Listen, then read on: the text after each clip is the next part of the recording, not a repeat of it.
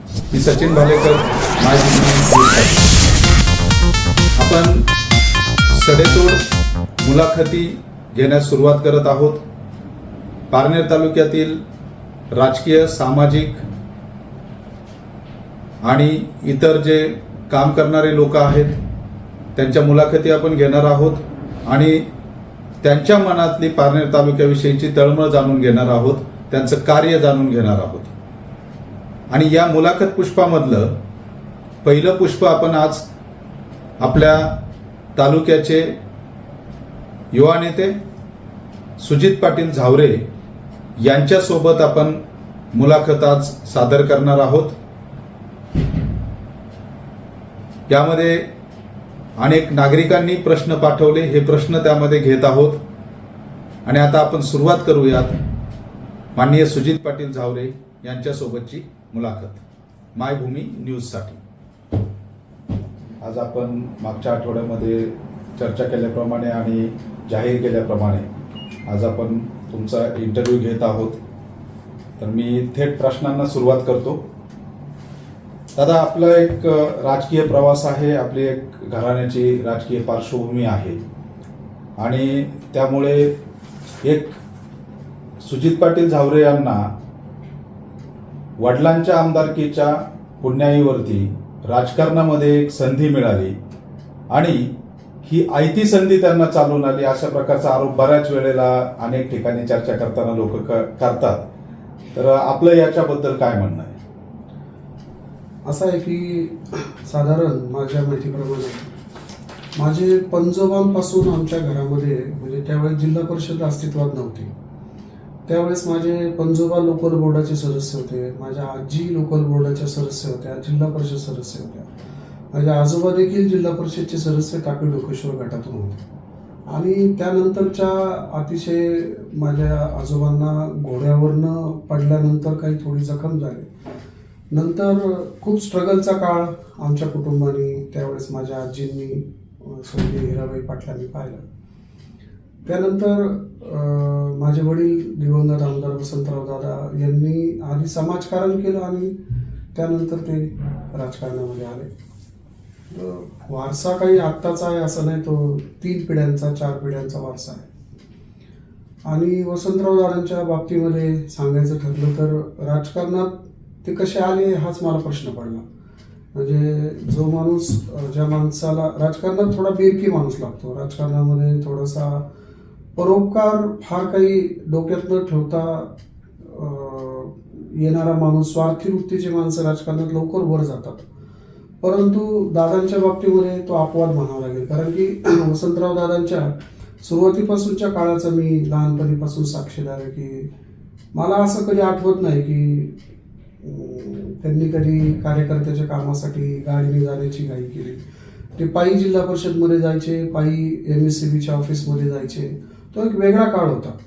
आणि त्यानंतरच्या काळात आता जो तुम्ही प्रश्न केला त्याच्यावर जर थेट उत्तर द्यायचं ठरलं तर मी लोकांना असं वाटतं की हे आमदारांचे पुत्र आहे. परंतु लहानपणीपासूनचं जर माझं जीवनकाळ पाहिला तर मला असं कधी आठवत नाही की मी घरामधून मला कधी 1 रुपया सुद्धा कधी खाऊला मिळालाय असं मला तरी नाही आठवलं. म्हणजे तो नव्हतंच, कारण त्यांच्याकडेच कधी असा काही विषय नसायचा, त्यामुळे आम्ही काही त्याची कधी अपेक्षा केली नाही.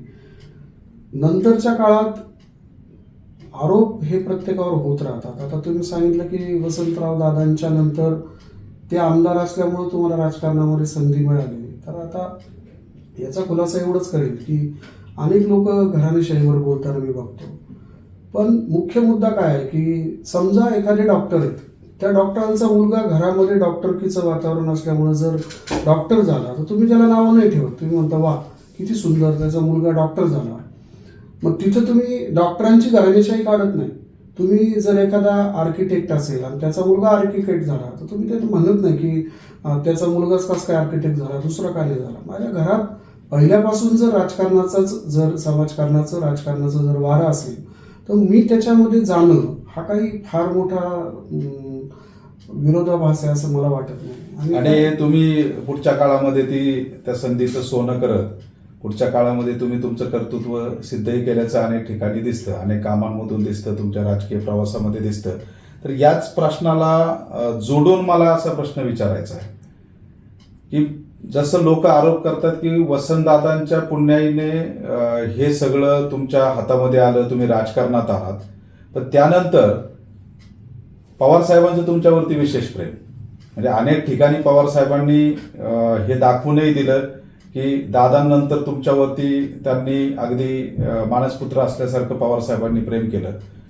पण त्याचबरोबर तालुक्यामध्ये अशाही प्रकारची चर्चा असते किंवा काही घटना तशा घडल्या की पवार साहेबांना मानणारे जे जुने जाणते कार्यकर्ते आहेत किंवा काही जर विशिष्ट उदाहरणं, इतरही कार्यकर्ते जर काही विशिष्ट उदाहरणं द्यायचे म्हटलं तर दाते सर असतील किंवा अशोकराव सावंत असतील किंवा अजूनही जुने कार्यकर्ते असतील, की या कार्यकर्त्यांनी नंतरच्या काळामध्ये तुमची साथ सोडली म्हणता येईल किंवा लोकांची उलटी चर्चा असते की सुजित पाटलांच्या वागण्यामुळे असेल किंवा बोलण्यामुळे असेल हे कार्यकर्ते दुखावले गेले, त्यांना ते सांभाळता आले नाही. तर याच्यावरती नेमकी चूक कोणाची असेल, म्हणजे कार्यकर्त्यांची चूक म्हणावी की आपल्याकडून काही चूक होती असं वाटते? असं आहे की वसंतराव दादा ज्यावेळेस आमदार होते त्यावेळेस तालुक्यातली सगळी कामं त्यांनी दाते सरांना हँडओव्हर केली होती. वास्तविकपणे दादांच्या आमदारकीचा सगळ्यात जास्त फायदा जर कोणाला झाला असेल, सगळ्यात मोठी लाभार्थी कोण असेल तर ते दाते होते. त्यांची त्या काळची परिस्थिती आणि आत्ताची जर परिस्थिती पाहिली तर खरी पुण्याई कोणाला मिळाली त्यांची हे मी सांगायची समाजाला गरज नाही. आणि मी कोणाचा द्वेष माझ्या आयुष्यात केला नाही, परंतु त्यांनाच कदाचित त्यांच्या मनामध्येच असं वाटत असेल की दादांच्या नंतर मी लगेच आमदार व्हायला पाहिजे, म्हणजे त्यांनी स्वतःनी. त्याच्यामुळे त्यांना कदाचित माझ्याबद्दलचा द्वेषभाव त्यांच्या मनामध्ये झाला असेल. परंतु जेवढा काही लाभ मला कधी ह्या सगळ्या गोष्टीतून उठवता आला नाही तेवढा त्यांना मिळून देखील त्यांनी मला सोडून द्या. मी समजा वाईट असेल असं तुम्ही समजता तर मी वाईट आहे, पण वसंतराव दादांना सुद्धा त्यांनी फसवलं. मग तिथं कुठं विषय आला? वसंतराव दादांच्या निवडणुकीमध्ये शेवटच्या क्षणी त्यांना फसवलं. आणि सावंतांच्या बाबतीत सांगायचं ठरलं तर कुठलाही राजकीय नेता, कुठलाही, तुम्ही अगदी एक मोठ्या नेत्याची कोणतीही निवड करा, त्यांना जर विचारलं की तुम्हाला तुमच्या मुलाला लाल दिव्याची गाडी द्यायची का कार्यकर्त्याला, तर साहजिकच कुठलाही नेता सांगेल की माझ्या मुलाला. नाही, पण दादांनी त्यांना दिली ना लाल दिव्याची गाडी. हो, मी दादांच्या जवळ हॉस्पिटलमध्ये होतो.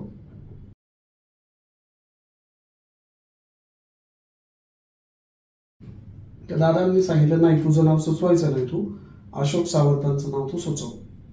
मी साहेबांकडे गेल्यानंतर पवार साहेबांनी देखील मला असंच सांगितलं की सुजित तुम्ही स्वतः व्हा, तुम्ही हे देण्यापेक्षा कोणाला तुम्ही स्वतः व्हा. परंतु वडिलांचा आदेश हा शिरसावंत मानून मी त्या ठिकाणी अशोकरावचं नाव दिलं. पुढं कदाचित माझ्या काही भूमिका त्यांना पटल्या नसतील किंवा काय असेल तो त्यांचा व्यक्तिगत राजकीय स्वार्थ म्हणता येईल का? आता मी टीका कोणावर करायची नाही असं ठरवलंय. परंतु जगाला सगळं माहिती आहे, मी काही वेगळं बोलायची गरज नाही. परंतु मला ज्या काही वेदना माझ्या आयुष्यामध्ये झाल्या, एवढ्या वेदना आत्तापर्यंत कुठल्याही तरुण काळामध्ये कोणी पाहिल्या नसते. कोणाला मार्केट कमिटीचं चेअरमन केलं, कोणाला लाल दिवा दिला, कोणाला जिल्हा परिषदमध्ये चेअरमनशिप दिली, अनेक गोष्टी दिल्या. यांनी केवळ स्वतःचा स्वार्थ साधल्यानंतर सुजित झावरेचा स्वभाव कडक आहे म्हणून बाजूला जाणं हे काय मला तितकंसं पटत नाही. स्वभाव कडक जर खरंच असता तर यांची हिंमतच नसते आली बाजूला जाण्याची, असं माझं मत आहे. आता याच्याशीच पुढचा प्रश्न माझा असा असेल दादा, भूमिका असेल किंवा राष्ट्रवादी काँग्रेसची आजची जी तालुक्यातली स्थिती असेल, या स्थितीमध्ये राष्ट्रवादी काँग्रेसमध्ये सुजित झावरे पाटील यांना आज स्थान नाहीये असं एक वातावरण किंवा अशी एक स्थिती निर्माण केली गेली काही लोकांकडून.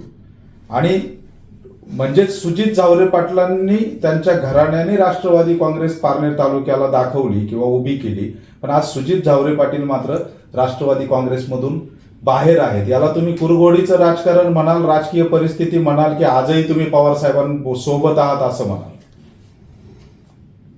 थोडं स्पष्टीकरण करतो या गोष्टीचं की 1999 साली आदरणीय पवार साहेबांनी पक्ष स्थापन केला. 95ला वसंतराव दादांना त्यांनी तिकीट दिलं तर ते निवडून आले वसंतराव दादा. आणि 99ला राष्ट्रवादीची स्थापना झाल्यानंतर अहमदनगर जिल्ह्यामध्ये सगळ्यात पहिल्यांदी कुठल्याही कार्यकर्त्याशी न चर्चा करता वसंतराव दादांनी पवार साहेबांबरोबर जायचा निर्णय घेतला. निर्णय घेतल्यानंतर साहेबांनी त्याला सकारात्मक प्रतिसाद देत त्यांना उमेदवारी दिली आणि दादा निवडून आले. नंतरच्या काळामध्ये अनेक लोकांना अजितदादा असतील किंवा वळसे पाटील साहेब असतील, पवार साहेब असतील, यांच्याबरोबरची असणारी आमची अत्यंत जवळीक ही अनेक लोकांना त्या दिवसापासूनही खटकत होती. 2000 आता मी थोडासा मध्ये थेट पुढे 2014वर येतो मध्येच, की 2014ला ज्यावेळेस वसंतराव दादा ॲडमिट होते त्यावेळेस माझी विधानसभा लढण्याची अजिबात इच्छा नव्हती. मानसिकता नव्हती, इच्छा नव्हती. आणि मी आदरणीय पवार साहेब, अजितदादा, पिचड साहेब, वळसे पाटील साहेब, हे तटकरे साहेब, हे सगळे होते तिथे. तर मी त्यांना गुलाबराव शेळके साहेब, स्वर्गीय गुलाबराव शेळके साहेब यांचं नाव सुचवलं आणि याला साक्षीदार आज मी त्या गोष्टीला साक्षीदार आहे. दादा आज नाहीये. मी त्या गोष्टीला साक्षीदार आहे. मी साहेबांना स्वतः सांगितलं की साहेब, मला माझे वडील आजारी आहेत आणि मला 13 दिवसात काही तयारी करता येणार नाही, तुम्ही शेळके साहेबांना उमेदवारी द्या. मला पहाटे पुन्हा अजितदादांचा फोन आला आणि दादांनी सांगितलं की सुजित, तुला उमेदवारी करावं लागेल, साहेबांचा आग्रह. मी पुन्हा देवगिरी बंगल्यावर गेलो आणि साहेबांना भेटलो. साहेब म्हटले, सुजित, कधी कधी पक्षासाठी तुला यश येईल का अपयश येईल ते बघू नको, पण पक्षासाठी तुला निवडणूक करावं लागेल. अत्यंत नाईलाजाने मी फॉर्म घेतला. 13 दिवसाची निवडणूक होती. त्याच्यात माझ्याबरोबर असलेले मी ज्यांना तालुक्यात फिरवलं होते, माधवराव लामखडे होते, त्यांनी सुद्धा बंडखोरी करायचा निर्णय घेतला. एकंदरच माझे ज्याला आपण योग म्हणतो तो योग दुभंगला आणि त्यावेळेस 13 दिवसावर निवडणूक येताना सुद्धा मला 46,000 मतं पडली. आता तुमचा जो पुढचा प्रश्न आहे की तुम्ही राष्ट्रवादी तळागाळामध्ये पोहोचवली. मुळामध्ये पारनेर तालुका हा थोडासा मुंबईच्या टचमध्ये असल्यामुळं पारनेर तालुक्यावर सुरुवातीच्या काळापासून तसा सेनेचा पगडा राहिलेला आहे. म्हणजे आता काही उदाहरण सांगायचं तर पिंपळगाव रोठा, नांदूर पठार, पळसपूर, कर्जुली आले, ही जी काही गावं आहेत ही पैकीच्या पैकी सेनेला पडायची अशी एक परिस्थिती एकेकाळी होती. त्या गावात जायला सुद्धा भीती वाटायची की बाबा तिथं एवढ्या मोठ्या प्रमाणावर सेनेचं प्राबल्य होतं. अशा परिस्थितीमध्ये वसंतराव दादांनी अगदी ठाकर समाजापासून, मग ती आमची कोंडिबाची ठाकरवाडी असू द्या, नाही तर यमुनाबाईची मनई वस्ती असू द्या, किंवा पारदरा असू द्या, किंवा अजून नागापूरवाडी असू द्या, पवळदरा असू द्या, अशा ज्या ठाकरवाड्या इथपर्यंत राष्ट्रवादी काँग्रेसचं काम पोहोचवलं. 14ला मी फक्त आदरणीय साहेबांचा आणि अजितदारांचा शब्द ऐकून त्या ठिकाणी उमेदवारी केली. माझी अपेक्षा एवढीच होती की मी साहेबांचा आदेश ज्यावेळेस मानला त्यावेळेस 2019ला खऱ्या अर्थानं ताटावर बसण्याची, जेवण्याची संधी माझी होती. परंतु त्या काळामध्ये जेव्हा मला खरं गरज होती तिकीट देण्याची, त्यावेळेस अत्यंत साळसूदपणे मला बाजूला ठेवून नवीन माणसाला उमेदवारी दिली. मला त्या माणसाबद्दल काही म्हणायचं नाहीये, मला त्यांच्याबद्दल काही बोलायचं नाहीये. ही पक्षाची चूक आहे, त्यांची नाही. पक्षाने मला भरल्या ताटावून उठवलं. आता असं आहे की जर वडिलांनी घरातून काढून दिलं तर माणूस चुलत्याचा आश्रय घेतो आणि मग माझी थोडीशी दिशा मी बदलली, पण माझी दिशा बदलताना चुकू नये पवार कुटुंबावर कधीही मी एकही शब्द चुकीचा आयुष्यामध्ये बोललो असं कधी मला दाखवून द्या. नाही बोललो आणि बोलणारही नाही. आता मध्यंतरीचा हा जो प्रवास आहे, या प्रवासामध्ये मध्यंतरीच्या काळामध्ये विखे साहेबांच्या माध्यमातून तुम्ही काम सुरू केलं, त्यानंतर भाजपचं लेबल लागलं, तर हा जो प्रवास आहे याच्यामध्ये असं वाटत नाही की कुठेतरी एक कॉन्ट्रोवर्सी होती की तुम्ही म्हणताय पवार साहेबांबद्दल तोच आदर आहे, पवार साहेबांचं तेच स्थान आहे, परंतु विखे कुटुंबीय मात्र राज्यामध्ये सगळ्यांना माहिती आहे की हा 36चा आकडा असणारे 2 कुटुंब पवार आणि विखे, आणि यांच्यामधून विस्तव जाणं शक्य नाही. आणि पवारांनी जो एक राजकीय डाव म्हणता येईल टाकला की पवार साहेबांनी की निलेश लंकेंच्या माध्यमातून राष्ट्रवादीची खासदारकीची उमेदवारी द्यायची, आणि विखे कुटुंबाला पवार साहेबांचं जे आतापर्यंतचं स्वप्न आहे की खासदार हा त्यांच्या घरातला खासदारकी जी आहे ती सर्वसामान्य एक राष्ट्रवादीकडे यावी किंवा पवारांनी तिथे वर्चस्व दाखवावं. मग आता मधल्या पिरियडमध्ये तुम्ही भाजपच्या जवळ गेला. म्हणजे माझ्या याच्यात 2 प्रश्न असतील की ही कॉन्ट्रोवर्सी कशी, आणि दुसरा प्रश्न हा की भाजप बरोबरचा तुमचा प्रवास कसा राहिला. आणि भाजपच्या अंतर्गत राजकारणामुळे तुम्ही आता त्यापासून बाजूला आहात की दुसरी काही राजकीय भूमिका घेण्याचा विचार आहे? नाही नाही, आता अगदी परत तुम्ही 19 पासून मी तुम्हाला सांगितलं की माझ्यावर अन्याय झाल्यानंतर मी खासदार डॉक्टर सुजयदादा विखे पाटील यांच्याबरोबर मी भारतीय जनता पक्षामध्ये कधी रमलोच नाही. मी त्याच्यामध्ये कधी मला म्हणजे विचारच नाही. त्या याच्यात मी गेलोच नाही कधी. पण खासदार साहेबांबरोबर मी गेलो. गेल्यानंतर जे वस्तुस्थिती ती माझा बोलण्याचा स्वभाव आहे, त्यांचं देखील विजन हे फार मोठं विजन आहे. त्यांनी देखील मला विकास कामामध्ये मदतच केली, मी ती नाकारणार नाही. परंतु काय असतं की माणूस जेवढा मोठा आहे ना तेवढं त्याचे कान पितळाचे असतात. मी तुम्हाला क्लिअर सांगतो, पितळी कानाची माणसांचा उपयोग नसतो. कानात बोलणाऱ्या माणसांमुळे काय अडचण होते की जो खरा माणूस आहे त्याच्यावर फार खासदार डॉक्टर सुजयदादा विखे पाटील यांच्याबरोबर मी भारतीय जनता पक्षामध्ये कधी रमलोच नाही. मी त्याच्यामध्ये कधी मला म्हणजे विचारच नाही. त्या याच्यात मी गेलोच नाही कधी. पण खासदार साहेबांबरोबर मी गेलो. गेल्यानंतर जे वस्तुस्थिती ती माझा बोलण्याचा स्वभाव आहे, त्यांचं देखील विजन हे फार मोठं विजन आहे. त्यांनी देखील मला विकास कामामध्ये मदतच केली, मी ती नाकारणार नाही. परंतु काय असतं की माणूस जेवढा मोठा आहे ना तेवढं त्याचे कान पितळाचे असतात. मी तुम्हाला क्लिअर सांगतो, पितळी कानाची माणसांचा उपयोग नसतो. कानात बोलणाऱ्या माणसांमुळे काय अडचण होते की जो खरा माणूस आहे त्याच्यावर फार मोठा अन्याय होतो. तिकडं जे झालं ते इकडं पुन्हा सुरू झालं. इथं पुन्हा काही अशीच मंडळी जमली की ज्यांना स्वतःची ग्रामपंचायत कधी निवडून आणता आली नाही, ज्यांचे डिपॉझिट झेडपीला 2-2 गटामध्ये एकाच वेळेस गेले.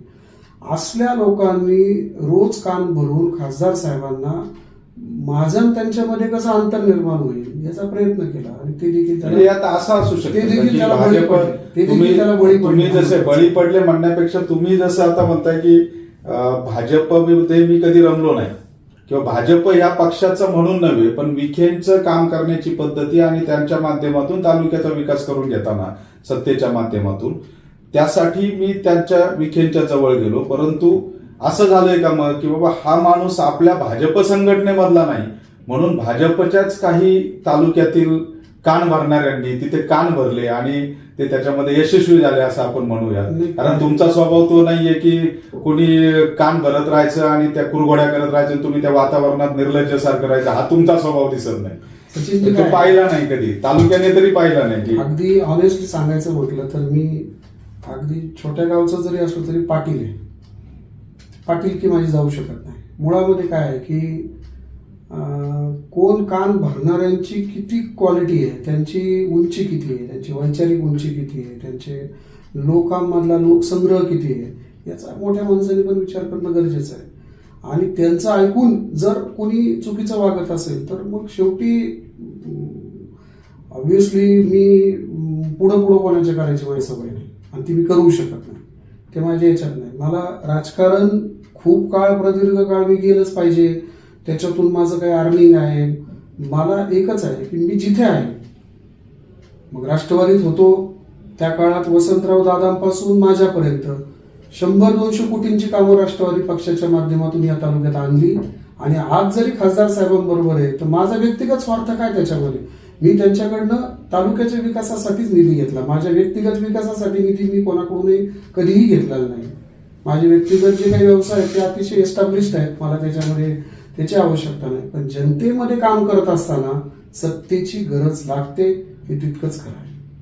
पुढील काळात राजकारण की समाजकारण, कारण काही लोक आज आपण पाहतोय सत्तेमध्ये असणारे काही लोक तालुक्यामध्ये फिरताना राजकारण आम्हाला करायचं नाही, आम्ही 100% समाजसेवक आहोत अशा पद्धतीने बोलतात. जनतेला माहिती आहे समाजसेवा आणि राजकारणातला फरक जनतेला माहिती. तर तुमची भूमिका काय, राजकारण की समाजकारण? ताकाला जाऊन मी काढलेलं बोलत नाही. तुम्हाला समाजकारण जर करायचं असेल तर तुमच्याकडे राजकीय सत्ता असणं गरजेचीच आहे. तुम्ही यू कांट म्हणजे तुम्ही त्याच्याशिवाय समाजसेवा जरी करायची ठरली, उद्या मला उद्या तुम्ही सांगितलं की साहेब ह्या गावचा रस्त्याची दुरावस्था झालेली आहे, तर मी फोन केल्यानंतर अधिकाऱ्याने ऐकण्यासाठी माझ्याकडे सत्ताच लागेल, त्याशिवाय तुम्ही त्याच्यात जाऊ शकत नाही. जर ऐकतच नसेल तर त्याच्याशी कृष्ण नीतीने वागावं लागतं. प्रत्येक वेळेस रामाची नीती वापरून जमत नसतं. तालुक्यामध्ये आपण नदीजोड प्रकल्प, त्यानंतर अजूनही काही चांगले प्रकल्प मागच्या काळामध्ये केले. आजही लोक ज्या वेळेला आत्ता पाऊस झाला त्यावेळेला त्या नदीजोड प्रकल्पाचा किंवा दुसऱ्या काही प्रकल्पांचे लोकांनी खूप मोठं कौतुक केलं की सुजित पाटलांनी हे काम जे घडवून आणलं ते खूप मोठं काम झालं.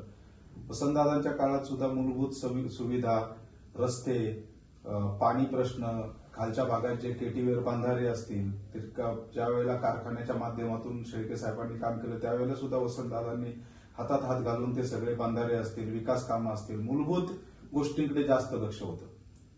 आता राजकारण तसं दिसत नाही. परंतु जर संधी पुन्हा मिळाली, तुमच्या घराण्याला म्हणा किंवा तुम्हाला पुन्हा एकदा संधी मिळाली की आता मला आमदार म्हणून काम करायचंय, तर कान्हूर पठार किंवा पठार भागातील पाणी प्रश्नावरती तुमची भूमिका कशी असेल?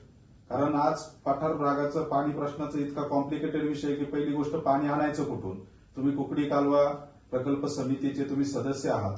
कुकडीचं पाण्याचं वाटप ऑलरेडी झालेलं आहे आणि तिकडून पाणी मिळण्याचे चान्सेस थोडे कमी आहेत. पण तरी तुमची या बाबतीमध्ये तुमचा काही अभ्यास किंवा तुम्ही काही या बाबतीमध्ये विचार केलेला आहे की पठार भागाच्या पाणी प्रश्नासाठी काय करताय? कारण आता प्रत्येक वेळेला प्रत्येक निवडणुकीला जे जे निवडून आले आतापर्यंत त्यांनी पठार भागामध्ये माईक घेऊन आम्ही 1 वर्षात पाणी आणू, अमकं करू, तमकं करू, इथं सगळा दुष्काळ हाकू, पिण्याच्या पाण्याचा प्रश्न सोडवू, असे बऱ्याच घोषणा केल्या. पण प्रत्यक्षात मात्र आजपर्यंतच्या कोणत्याही आमदारांकडून ते शक्य झालं नाही. तुमची भूमिका या बाबतीमध्ये काय असेल? याच्यावर मला तुम्ही खूपच मोठा प्रश्न विचारल्यामुळं बराचसा वेळ विचारला, मला उत्तरही तितकंच देणं अपेक्षित आहे. पारनेर तालुक्यातल्या जनतेने हा विचार करणं गरजेचं आहे. जो तुम्ही आधी पार्श्वभूमीवर गेलात जुन्या म्हणून सांगतो. आज पारनेर तालुक्यामध्ये काळू सारखा 5,000 हेक्टर क्षेत्र ओलिताखाली आणणारा प्रोजेक्ट, जो त्या काळचा 15 कोटीचा प्रोजेक्ट होता, ज्याची आजची किंमत 100 कोटींपेक्षा जास्त असेल, हा ढवळपुरीला सगळ्यात आधी स्वर्गीय वसंतराव दादांनी त्यावेळेस उभारला.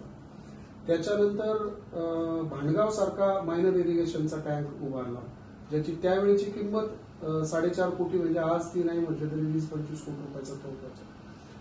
शिवडो नावाचा वडजिऱ्याजवळचा जो प्रकल्प आहे तो वसंतराव दादांच्या काळात झाला.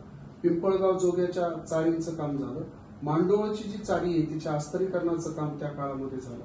मग तुम्ही मला सांगा, त्याच्यानंतर जे आज 19 वर्ष गेलेत वसंतराव दादा गेल्यापासून, एवढा एकही मोठा प्रोजेक्ट जर मला तुम्ही तालुक्यात दाखवला जो पाणी अडवण्याच्या संदर्भातला आहे, तर मी माझी मुलाखत सुद्धा बंद करायला तयार आहे. कुणीच सांगू शकत नाही. याच्याबद्दल वादच नाही. आजचा काय विषय आहे? आज फक्त सभामंडप, छोटे रस्ते, अंगणवाड्या खोल्या जे नियत वेळेप्रमाणे येतच असतात, त्याच्यापेक्षा काही वेगळं होत नसतं, त्याच्यावरच फक्त चर्चा होती. आज तालुक्यामध्ये पाणी अडवण्याच्या दृष्टीने एवढं मोठं काम झालं की तरुण पिढीला सुद्धा त्याची माहिती नाही की आपल्या तालुक्यात एवढे मोठे बंधारे, डॅम कधी बांधले, याची परत उजळणी होण्याची आवश्यकता आहे. राहिला विषय माझ्या जिल्हा परिषदच्या काळामधला, तर मी माझ्या वयाच्या 23व्या वर्षी पंचायत समितीचं सदस्य कान्हूर गावातून झालो आणि त्यावेळेस राज्यातली पहिली जनावरांची छावणी मी मांडोळला चालू केली. माझ्यानंतर विजय सिंह मोहिते पाटील दादांनी दुसरी छावणी अकलूजला चालू केली. त्यानंतरच्या काळात पंचायत समितीच्या माध्यमातून मोठा दुष्काळ होता त्यावेळेस रोजगार हमीची सगळी कामं ही प्रचंड मोठ्या प्रमाणावर सुरू करण्यात आली. मला त्याच्यानंतर दुसऱ्या गटातून जिल्हा परिषद सदस्य झालो आणि त्याच्यानंतर तिसऱ्या गटातून झेडपी सदस्य झालो. असं उदाहरण तुम्ही मला दाखवा की एकच माणूस कान्हूर गणातून निवडून येतो, तो दुसऱ्या वेळेस टाकळी गटातून निवडून येतो, तिसऱ्या वेळेस ढवळपुरी गटातून निवडून येतो. 3 वेगवेगळ्या गटातून मला निवडून येण्याची संधी मिळाली. त्या संधीच्या काळामध्ये जिल्हा परिषद उपाध्यक्ष असताना अनेक योजना तुम्हाला आज लोक मला प्रसिद्धी काही करता नाही आली, मी खूप लांब आहे प्रसिद्धीपासून, परंतु आज प्रसिद्धीशिवाय काहीच शक्य नाहीये आणि म्हणून तुमच्यापर्यंत सुद्धा नसलेल्या कामांची सुद्धा लोक करतात. तुम्ही तुमच्या कामांची करत नाही. काय की लोक सकाळी उठलं की व्हॉट्सअप चेक करत असतात. लोकांना आता काय झालं की व्हॉट्सअप शिवाय त्यांनाही करमत नाही, अशी सगळी परिस्थिती. मी तुम्हाला सांगतो, साधारण 100 लहान मुलांचे हृदयरोग, किडनी, ब्रेन ट्युमर असे ऑपरेशन NRHM म्हणजे त्यावेळेस नॅशनल रुरल हेल्थ मिशन नावाची जी NRHM ची योजना होती, तिच्यातून सर्वाधिक मी ऑपरेशन जिल्ह्यामध्ये केले. आरोग्य समिती माझ्याकडे होती. आपल्या एकट्या तालुक्यात 300 पेक्षा जास्त शाळा खोल्या मी मंजूर केल्या. राज्यातली पहिली दुमजली इमारत, त्यावेळी दुमजली इमारतीचा कुठेही प्लॅन सँक्शन नव्हता किंवा राज्य शासनाने तसे निकषही दिले नव्हते की दुमजली इमारत बांधता येईल. राज्यातली पहिली दुमजली इमारत टाकळी ढोकेश्वरला मी उपाध्यक्ष असताना माझ्या संकल्पनेतून त्या ठिकाणी झाली. आणि त्याच्यानंतरच्या काळामध्ये आता जो तुम्ही उल्लेख केला की नदीजोड प्रकल्प हा तर माझ्या आयुष्यामधला एक माइलस्टोन आहे, मी असं समजेल. त्याला मला प्रसिद्धी देता आली नाही, ती कधीतरी मिळेल. म्हणजे काही लोक म्हणतात की आपल्या महाराष्ट्राचं उदाहरण असं आहे की इथं माणूस गेल्यानंतर त्याला लवकर प्रसिद्धी मिळते. पण माझा तुम्हाला सांगायचं आहे की नॅचरल ग्रोथ, तुम्ही ह्या विषयाचा जर खोल अभ्यास कुणी केला तर कापरी नदीवरून जे वाया जाणारं पाणी आहे ते फार मोठ्या प्रमाणावरचं वाया जाणारं पाणी होतं. ते पाणी एका पाईपलाईनद्वारे बंद चराद्वारे एकत्रित आणून 3 पाझर तलावामध्ये सोडलं. एक पाऊस झाला तरी कुठल्याही इलेक्ट्रिक उपकरणाशिवाय केवळ नैसर्गिक फ्लोने 3 पाझर तलाव पूर्णपणे भरतात. असं जर प्रत्येक गावात वाया जाणारं पाणी अडवलं, पारनेरची दुष्काळाची ओळख पुसायला बाहेरच्या नेत्याची गरजच पडू शकत नाही, असं माझं व्यक्तिगत मत आहे. आणि म्हणून त्या काळामध्ये मला अजितदादांनी सुद्धा खूप मदत केली. तर ती जी आहे ती सांगितली पाहिजे. त्या काळात ह्या नदीजोडसाठी जो निधी होता तो दादांनी उपलब्ध करून दिला. आणि नदीजोड प्रकल्प हा जो झाला त्याच्यानंतर मी वासुंद्याला अशाच पद्धतीने करजुल्या पठार म्हणून जे आहे, करजुल्याचा पठार, तिथून वाया जाणारं पाणी नागफणी सारखे चर करून एका चराद्वारे आमच्या तलावात सोडलं. पहिल्या पावसामध्ये आमचा तलाव काठोकाठ भरला, जो माझ्याच मळ्यामध्ये आहे. तर याचा मला खूप अभिमान आहे. फक्त मला ते विकताने आलं. आज एखाद्याने डक्क जरी भरलं असतं तर तुम्हाला सांगतो त्याची गुगलवर चर्चा झाली असते. आणि मी आज पाझर तलाव कुठल्याही उपकरणाशिवाय 4-4 पाझर तलाव भरले. परंतु मला तेवढं त्याचं विकताने आलं, पिकवता आलं पण विकताने आलं. आता विकावं लागतं, हा एक भाग आहे आत्ताच्या काळातला. माझं एवढंच मत आहे. 1 TMC पाण्याचा तुम्ही जो विषय घेतला त्याच्यावर मी आश्वासक तुमच्याशी काही बोलणार नाही. पण एक गोष्ट तुम्ही काय असतं की एखाद्या माणसाची पावलं कोणत्या दिशेने चालले याच्यावरून त्याचं पुढचं आकलन करायचं असतं. आज जर कोणतंही पद नसताना आज मी जिल्हा परिषद मधून पहिलं ज्याला आपण थाळवाटी तलाव आमच्या काळावेड्याला आहे, झेडपी मधून 1.5 कोटीचा तलाव अजून कधी झालेला नाही, तो मी केला. ज्याला आपण एक्सप्रेस फिडर म्हणतो, म्हणजे जी पाणी योजनांना लागणारा एक्सप्रेस फिडर, हा झेडपीतून कधी झालेला नव्हता, तो मी झेडपीच्या सेस मध्ये मंजूर करायला लावला. आणि सगळ्यात महत्वाचं म्हणजे की जिल्हा परिषद मध्ये ज्या काही योजना आतापर्यंत कधीच नव्हत्या, उदाहरणार्थ जेनरिक मेडिकल पहिल्यांदा जिल्ह्यामध्ये जिल्हा परिषदच्या आवारामध्ये सुरू करणारा मी कार्यकर्ता आहे. आणि त्या काळात त्याच्यात विरोध झाला, ही कोण काय करायला लागले, काय डॉक्टर आहेत का? त्याला डॉक्टर नाही लागत, त्याला आत्मीयता लागते. की जेनरिक मेडिकल जर आपण केलं तर त्याच्यात सामान्य लोकांना त्याचा उपयोग होऊ शकतो. परंतु काय की कधी कधी एखादा माणूस किती बरोबर चाललाय, 99% जर बरोबर चालला तर एखादी टक्के चूक जर त्याच्याकडनं झाली तर चुकीवर बोट ठेवलं जातं. त्याच्या 99 गुणांकडे कुणीच बघत नाही, त्याच्या 99 गुणांकडे कुणी बघत नाही. आणि मला आमच्याच जवळच्या कार्यकर्त्यांनी, ज्यांना मी कोणाला सभापती केलं मार्केट कमिटीचं, कुणी मुलींच्या शक्ती, स्वतःच्याच घरातल्या लोकांच्या शक्ती घेऊन सांगितलं की मी राजीनामा देईन, आणि खरंच राजीनाम्याची वेळ आल्यावर ते बदलून पडले. तर परमेश्वर त्यांचा हिशोब पूर्ण करेल. पण याच लोकांनी पवार साहेबांचे, आदरणीय दादांचे त्यावेळेस कान भरले. तर त्यांना असं वाटलं की सुजित पाटील इथून जर हटले तर आपण लगेच तिथं आपल्याला तिकीट मिळेल आणि आपण आमदार होऊ. झालं काय, मला हटवलं त्यांनी, पण ते पण नाही होऊ शकले, आले दुसरेच तिथे.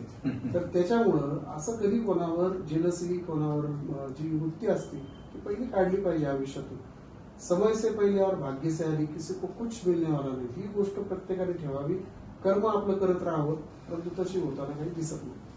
आज आता आपण सध्याची राजकीय परिस्थिती सगळे पाहतोय. सगळ्या राजकीय परिस्थितीवरती प्रत्येक स्तरामधून चर्चा होती. म्हणजे अगदी सामान्य नागरिकापासून तर पुढाऱ्यांपर्यंत पारनेर तालुक्याची राजकीय परिस्थिती बिघडत चालली आहे. किंवा असं म्हणूयात की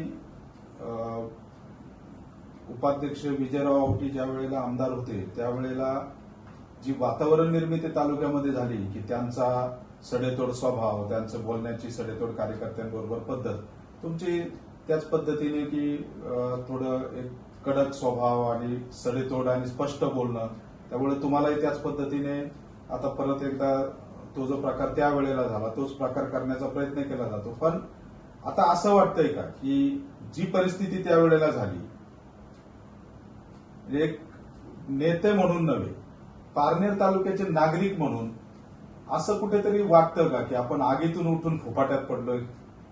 नाही, म्हणजे कुठल्या बाबतीत म्हणतो? आता जे वातावरण विद्यमानांच्या बाबतीमध्ये आहे की ते कार्यकर्त्यांना सांभाळत नाहीत, त्यांनी बऱ्याच गोष्टी वेगळ्या पद्धतीने केल्या, शब्द वेगळे दिले, आता शब्द फिरवले, ही जी परिस्थिती आता चर्चेची झालेली आहे, म्हणजे जी गोष्ट विजयराव औटींच्या बाबतीमध्ये घडली ती तशाच पद्धतीने आता ही वातावरण पुन्हा एकदा बिघडलंय असं तुम्हाला वाटतं का? राजकीय वातावरण काय असतं, फसवून मिळालेल्या यशापेक्षा सरळ आलेलं अपयश श्रेयस्कर असतं. आता विजयरावांच्या बाबतीमध्ये मी असं समजेल, औटी साहेबांच्या बाबतीत ते फार भाग्यवान म्हणावं लागते. भाग्यवान याच्यासाठी का कधीच काच, स्वतःच्या गाडीची काच खाली न करता 15 वर्ष आमदार राहणं पारनेर तालुक्याचं, हे हा योगच आहे. मी याला काय कोणावर मी कधी जळत नाही कोणावर, मला कोणावर जेलसी किंवा मत्सर मी कधी कोणाचा करत नाही, त्याचा योग आहे.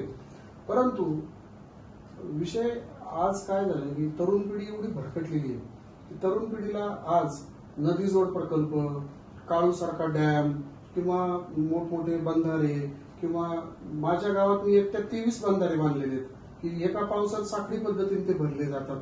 इतकं सुंदर रचना मी त्या याची सगळी केलेली आहे. पण त्याच्याशी काही घेणं नाही. आज तरुणांना काय पाहिजे, माझ्या गळ्यामध्ये हात घातला, मला केक कापायला आले, माझ्या घराकडे जागरण गोंधळाला आले, आणि मग ते उगाच काय प्रकार क्रेज काय काय तयार झाल्यात. कोणी फाटकी चप्पल घालून फिरतं, कोणी कपडे असं दाखवतं की मी माझ्या जे पोटात आहे ते माझ्या पोटात आहे. मी असं नाही दाखवू शकतो की नाही बाबा मी फाटकी चप्पल, मी कशासाठी फाटकी चप्पल घालू, मी कशासाठी खराब राहू, मला परमेश्वराने दिलंय तर मी चांगलं राहणार. उगाच लोकांनी मला सहानुभूती निर्माण करावी म्हणून मी आपलं खोटं काहीतरी स्टंटबाजी करत, ते माझ्या स्वभावामध्ये नाही. भले मला यश मिळायचं किंवा नाही मिळायचं ते ईश्वराच्या हातात आहे, मी काही त्याच्यावर हे जात नाही, आणि जनता जनार्दन त्याचा निकाल योग्य वेळी घेईल. त्याच्याबद्दल मी कुठल्याही प्रकारची आसक्ती ठेवून कोणतेही काम करत नाही. म्हणजे आज बऱ्याच लोकांना वाटतं की यांनी इकडं नसत्याचा नारळ फोडला, हे याच्या डाव घ्यायला गेले किंवा हे याच्या यायला गेले, यांना आमदार व्हायचंय म्हणून गेले. पहिली गोष्ट लोकांनी, आणि तुम्हालाही माझं एकदम नम्रपणे सांगणं की मी असं काय अपेक्षा ठेवून एखादं काम करतो असं नाही. आज बघा, आज माझ्याकडं 13 वर्ष झालं कुठलंही पद नाही, पण 13 वर्षामध्ये माझा कार्यकर्ता हल्ला नाही. नेते सोडून गेले, नेते किती सोडून गेले त्याचा तपासच नाही, पण कार्यकर्ता हल्लेला नाही. असं मला तुम्ही राज्यात उदाहरण दाखवा की एखादा माणसाकडे कुठली सत्ता नसताना आजही त्याचे 50,000 मतं टिकून ठेवणं हे फक्त प्रेमातून आणि एकमेकाच्या जिव्हाळ्यातून होऊ शकतं. आणि मी अपेक्षारहित काम करत असतो. उद्या मला काहीतरी मिळेल, मी आमदार होईल, मी झेडपी अध्यक्ष होईल, मी मंत्री होईल, जे व्हायचंय ना ईश्वराला जर मला द्यायचंय तर ते मी होणारच आहे. आणि ते माझ्या योगात नसेल तर मी कधीच होऊ शकत नाही. हाच भगवद्गीतेचा संदेश आहे. आणि म्हणून माझं जीवनाचं एकच ब्रीदवाक्य आहे, कर्मण्येवाधिकार असते मा फलेषु कदाचन. कर्म करत राहा, फळावर माझा अधिकार नाही. म्हणून मी माझं कर्म, उद्या मला काहीच नाही मिळू द्या, माझं वाक्य अधोरेखित करा.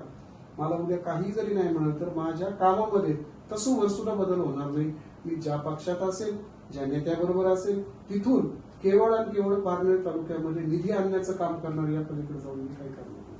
पण तरुणांनी दिशा बदलण्याची गरज आहे. याचं कारण सांगतो की आज ज्या टोळक्या, गावोगावीच्या टोळ्या दिसतात, केस वाढवलेली मुलं, मग ते असे कुठेतरी मोटरसायकलवर नंबर प्लेटवर फोटो लावलेले. तरुणांना माझं एक म्हणणं आहे की तुम्ही अजिबात या पुढाऱ्यांच्या, माझ्या सहित म्हणतो, कोणाच्याही नादी न लागता आपला स्वतःचा उपजीविकेचा व्यवसाय बघावा. आणि उरलेल्या काळात ज्या दिवशी तुमच्या गावाच्या विकास कामामध्ये, तालुक्याच्या विकास कामामध्ये ज्याचं खरं योगदान असेल त्याच्याबरोबर सत्सद विवेकबुद्धीने जाऊन मतदानाच्या दिवशी मतदान करावं. उद्या आम्ही जरी कमी पडलो काम करायला, आम्हाला सुद्धा तुम्ही नाकारलं पाहिजे असं माझं मत आहे.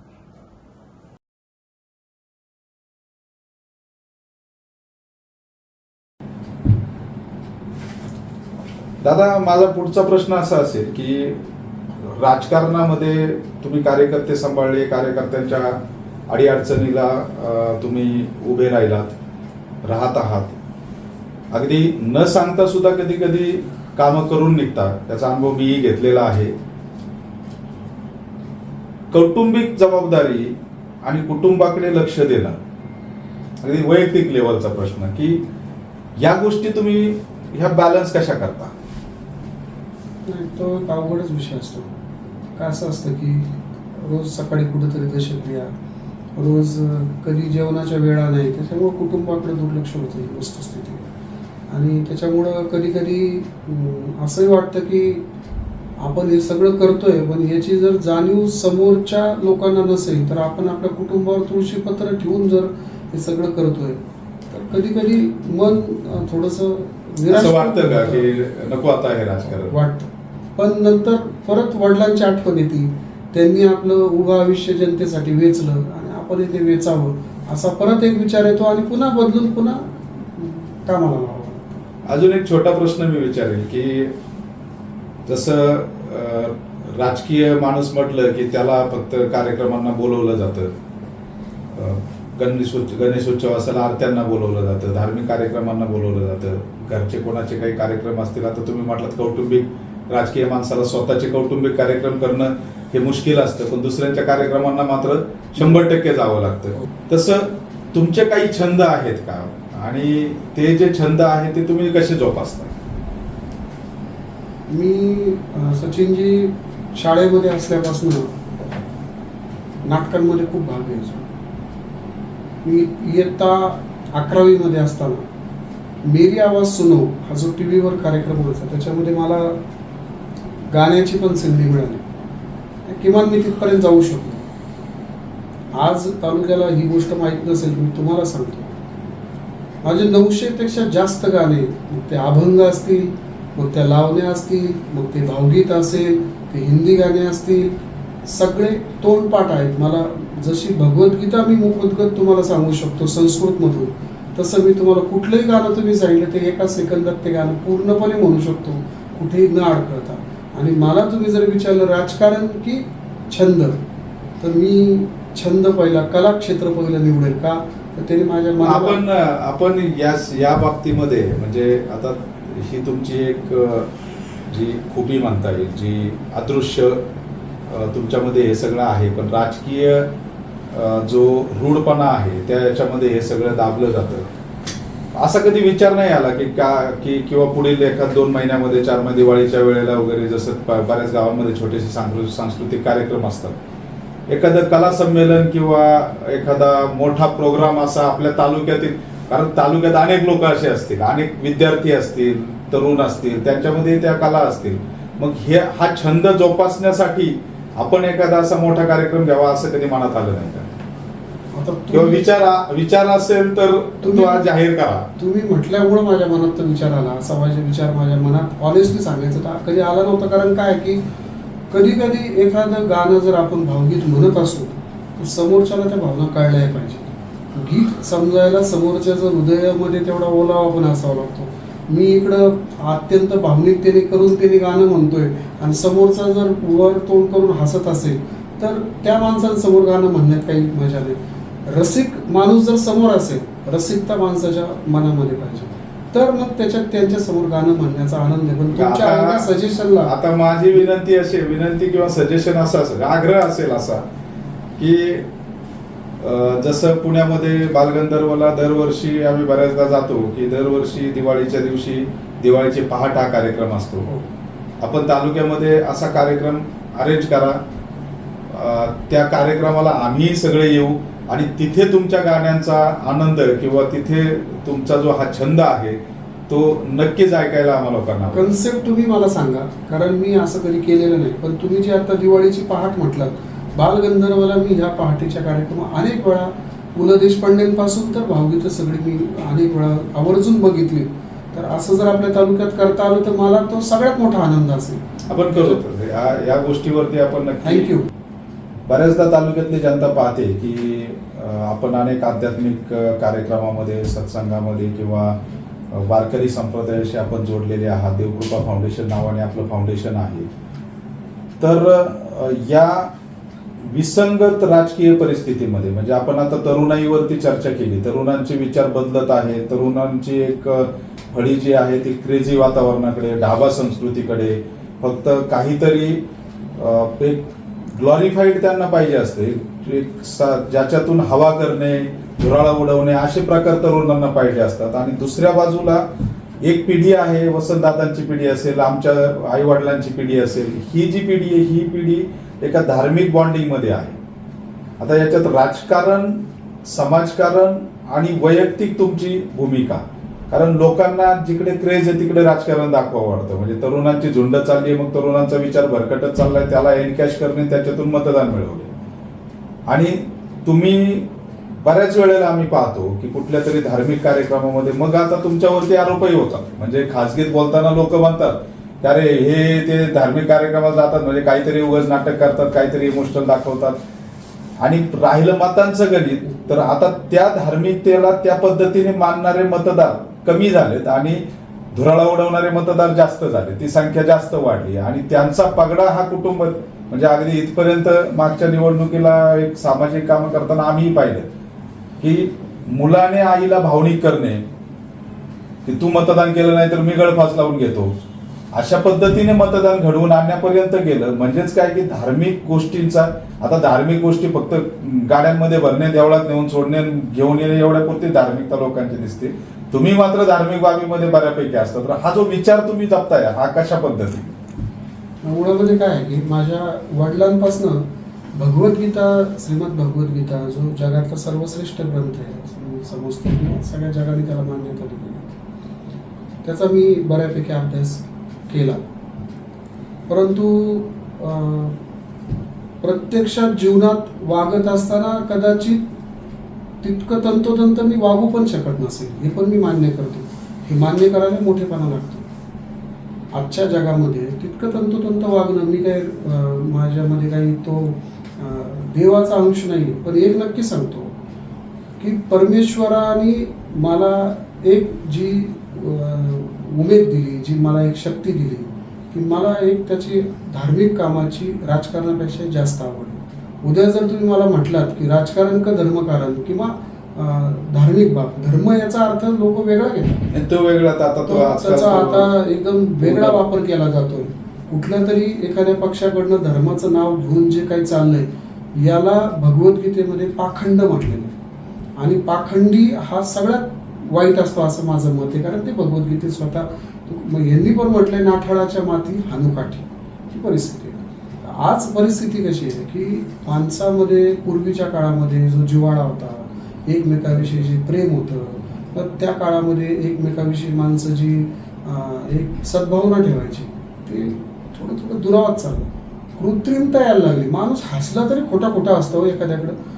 तुम्हाला जर माझं पटलं नाही तर तुम्ही हसूच नका ना माझ्याकडे बघून. तुम्ही म्हणजे हसण्यात सुद्धा कृत्रिमता आलेली आहे माणसाची. एवढं माणसाच्या मनामध्ये अंतर पडत चाललेलं. नुसतं प्रगतीचा अर्थच माणसं चुकीचा घ्यायला लागलं. शिक्षणाचा अर्थही चुकीचा घ्यायला लागला.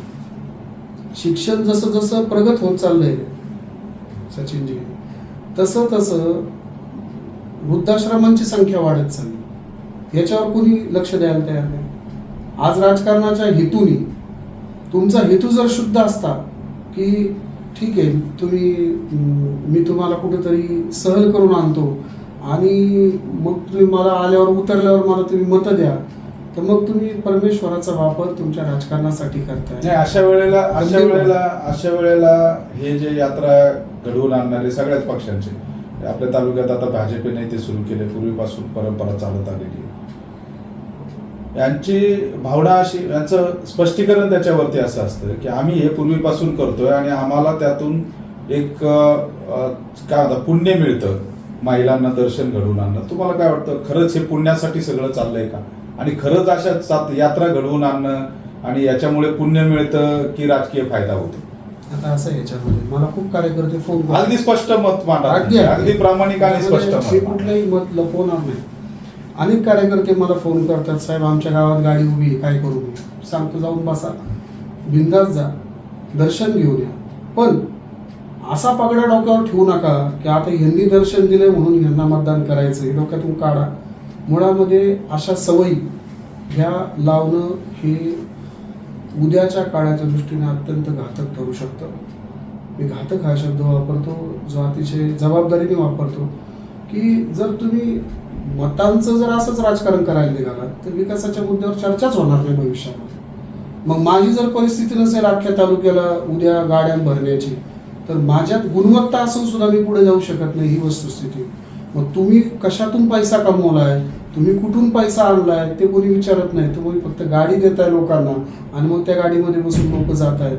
तर याच्यामध्ये थोडासा विरोधाभास दिसतो. मिळाली तर तुमचं पारनेर तालुक्यामध्ये प्राधान्य कोणत्या गोष्टींना असेल? कारण आज जसं आपण पाहतोय सभामंडप 30 वर्षापूर्वी 40 वर्षापूर्वी आमदारांनी सभामंडप देणं, कारण त्यावेळेला भौतिक विकास एवढा झालेला नव्हता, तेवढ्या सुविधा नव्हत्या आणि त्यामुळे गोरगरिबांची लग्न असतील, सामुदायिक कार्यक्रम असतील, या सगळ्यासाठी सभामंडपांची आवश्यकता होती. पण आज असं झालंय की प्रत्येक घरामध्ये चारचाकी उपलब्ध आहे, कार्यकर्त्यांना धुराळा उडवण्यासाठी गाड्या आहेत. लग्न जर करायचं म्हटलं तर गरीब माणूस कुठेतरी पतसंस्थेचं लग्न घेतो, मोठ्या मंगल कार्यालयाची त्याची अपेक्षा असते. खरोखर हे सभामंडपांचा विकास किंवा स्मशानभूमींचा विकास असेल किंवा इतर ज्या भौतिक गोष्टींच्या विकासापेक्षा तुमचा शैक्षणिक विकास किंवा तालुक्यामध्ये अजून काही तात्विक विकासाच्या दृष्टीने तुमची काय भूमिका असेल, ती एक जनतेला आपण तो संदेश द्यावा असं मला वाटतं. नाही, संदेश देण्या इतका मी काही मोठा माणूस नाही, पण ही गोष्ट नक्की सांगतो की मी माझ्या स्वतःच्या संकल्पनेतनं जसा नदीजोड प्रकल्प केला, उद्याच्या काळामध्ये 1 TMC पाण्याच्या संदर्भात, आता मी जर याच्यावर बोललो तर परत गदारोळ होणार आहे की नाही तुम्ही राजकारण डोळ्यासमोरच 1 TMCचं बोलले. मला याच्यावर काही बोलायचं नाही, पण एक नक्की सांगतो की याचा सगळ्यात सुरुवातीचा अभ्यास हा त्यावेळेस केलेला होता. केवळ पिंपळगाव रोठ्याच्या उंचीवर ते पाणी उचलून आपल्या तालुक्याला देण्याचं ज्यावेळेस सुरुवात झाली, म्हणजे ज्यावेळेस ठरवलं गेलं, त्यावेळेस त्या गावांच्या इलेक्ट्रिसिटीचं बिल कोण भरणार, विद्युत बिल कोण भरणार, एवढ्या एका प्रश्नावर हा विषय थांबलेला होता. यापेक्षा वेगळं पुणे जिल्ह्यातल्या लोकांनी सुद्धा 1 TMC आपल्याला देण्याचं मान्य केलं. तर तत्वतः म्हणतोय, तत्वतः पूर्ण केलं तर मनापासून असं नाही म्हणत, पण तत्वतः त्याने ती मान्यता दिली ती. परंतु हे वीज बिल कोणी भरायचा हा प्रश्न होता. अलीकडच्या काळामध्ये त्याच्यावर एक सुंदर रेमेडी निघाली की तुम्ही सोलार पद्धतीचा जर खाली प्लॅन्ट बसवला तर सोलार पद्धतीने आपण मोफत पाणी सगळ्यांना देऊ शकतो. तर आज मला एकच सांगायचं आहे की माझ्याकडे जर कुठली सत्ता नसताना मी 100-200 कोटींपेक्षा जर जास्त कामं करू शकत असेल, आज मी 200 पेक्षा जास्त बंधारे ह्या तालुक्यात बांधले, 300 पेक्षा जास्त शाळा खुल्या उभारल्या, रस्त्यांचा माझ्याकडे हिशोब नाही एवढे रस्ते बांधलेत. आणि तुमचा जो सातत्याचा प्रश्न असतो, माझे 15 वर्षापूर्वीचे रस्ते जाऊन बघा आणि काल 1 वर्षापूर्वी ज्यांनी रस्ते केलेत त्यांचे रस्ते जाऊन बघा. त्याच्यातून तुम्हाला रस्त्यांची पण आणि माणसाची पण दोघांची क्वालिटी कळेल. यापेक्षा मला काही म्हणायचं नाही. मुख्य आदिवासी समाजाला मुख्य प्रवाहात आणणे, 1 TMCच नाही नुसता, तर 1 TMC सारखे अजून छोटे मोठे खूप जे नदीजोड सारखे छोटेसे प्रकल्प असतील, हे त्या ठिकाणी जर सत्तात एक दिवस जरी सत्यात मला जायला मिळाले एकदा तरी तुम्हाला सांगतो मी त्या दृष्टीने प्रयत्न हा माझा निश्चितपणे चांगला राहील. शेवटी असं आहे की सत्ता नसताना जर मी एवढं काम करू शकत असेल तर ती मिळाल्यानंतर काय करू शकतो याच्यावर माझ्यावर आत्मविश्वास आहे. मी त्याचं आत्ता इथं काही सांगितलं तर ते मी निवडणुकीच्या पूर्वीचं आश्वासन निवडणुकीच्या वेळेला अजून इंटरव्ह्यूज घेणार आहे, ते लोकांना वाटेल. म्हणून मला एकच सांगायचं की मी ना सचिनजी, मी एक मूळ राजकारणी माझ्या स्वभावाचं नाही. मी थोडासा जे पोटात आहे ते होटात आहे, एखाद्याचं चुकलं तर मी त्याला तोंडावर बोलतो, त्यालाच लोक माझा वाईट स्वभाव समजतात. पण एकच गोष्ट लोकांनी लक्षात घेतली पाहिजे, हा संदेश लोकांसाठी माझा, की एखादा माणूस राग मनात ठेवून गोड बोलतो त्यापेक्षा मी प्रेम मनात ठेवून राग व्यक्त करतो.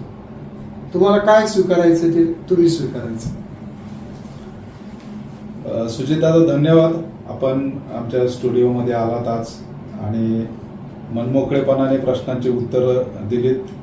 मी मायभूमी न्यूज चॅनल, मायभूमी परिवाराच्या वतीने मी आपले आभार मानतो. आणि असंच आपण जनतेसमोर विचार मांडत राहूत. खरं तर इंटरव्ह्यू मांडण्यापेक्षा याला आपण विचारमंथन म्हणूयात आणि एक चांगली सुरुवात ही तुम्ही तुमचा अभ्यास, तुमचा आतापर्यंतची राजकीय पार्श्वभूमी ही आम्ही जवळून पाहत आलो आणि म्हणूनच मायभूमीच्या टीमने पहिलं सुजित पाटलांना बोलवा म्हणून आग्रह धरला.